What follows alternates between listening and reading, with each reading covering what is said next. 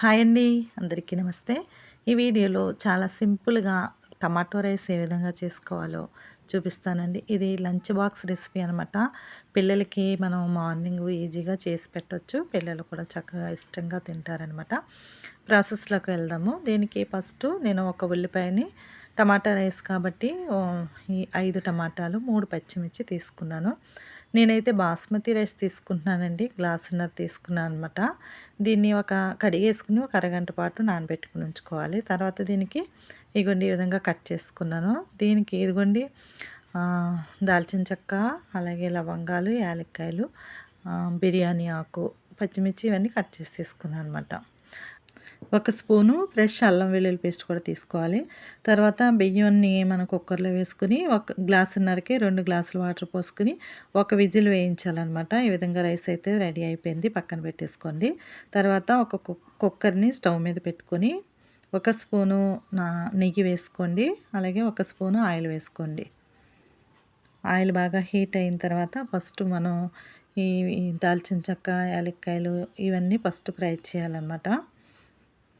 సోంపు వేసానండి, లవంగాలు కొంచెం ఫ్రై అయిన తర్వాత పచ్చిమిర్చి వేసుకోండి.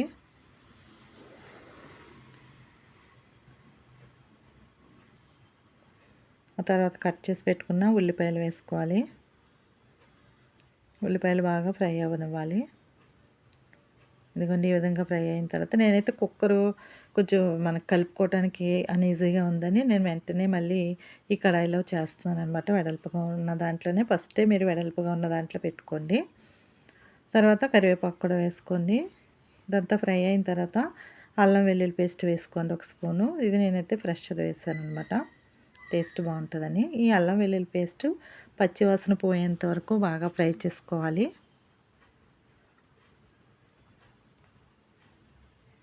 బిర్యానీ ఆకు కూడా వేసుకున్నాను. ఒకసారి కలుపుకున్న తర్వాత టమాటా కట్ చేసి పెట్టుకున్నాం కదా! టమాటా వేసేసుకొని టమాటా ముక్కల్ని వేసుకొని బాగా కలుపుకోండి. ఇది త్వరగా సాఫ్ట్ అవ్వడం కోసం టేస్ట్‌కి తగ్గట్టుగా సాల్ట్ వేసుకోండి.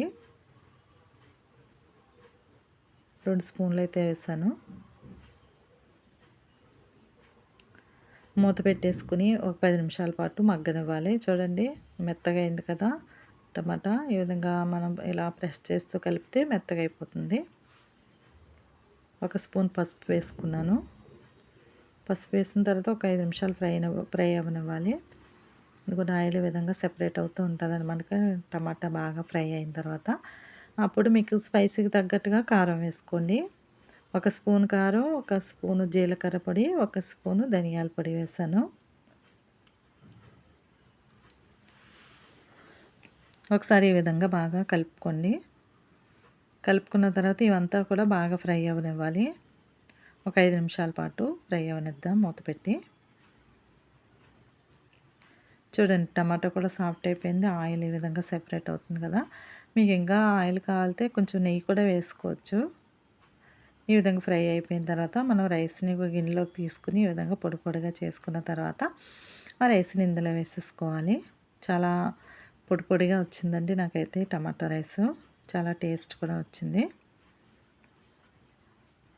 ఎంతో ఈజీ కదండీ! మీరు కూడా ఈ నా ప్రాసెస్ గనుక నచ్చితే తప్పకుండా ట్రై చేయండి. ఎందుకంటే టమాటా రైస్ అయితే రెడీ అయిపోయింది. లంచ్ బాక్స్‌కి అయితే ఈజీగా చేసుకోవచ్చండి. లాస్ట్‌లో కొత్తిమీర వేసుకొని సర్వ్ చేసుకోవడమేనండి. మీరు ఈ వీడియో చూసినోళ్ళు తప్పకుండా ఒక లైక్ మాత్రం ఇవ్వండి. ఓకే అండి. Thanks for watching. చివరి వరకు చూసినందుకు ధన్యవాదాలండి.